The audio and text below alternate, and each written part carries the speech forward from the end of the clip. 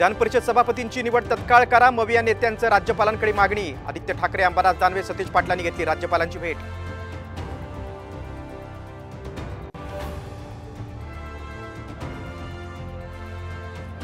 वसंत मोरेंचा ठाकरे गटात प्रवेश, प्रकाश आंबेडकर आणि मनसेला पुण्यात मोठा धक्का।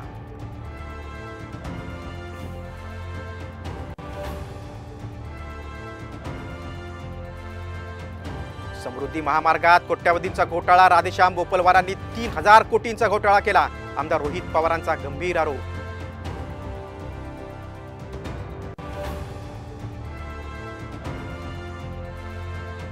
उपमुख्यमंत्री अजित पवारांनी आमदारांचं घेतलं सिद्धिविनायकाचं दर्शन, निवडणुकीत यश मिळू दे बाप्पाला साकडं, लांड्या लाबाड्या करणाऱ्यांना देव आशीर्वाद देत नाही, राऊतांचा टोला।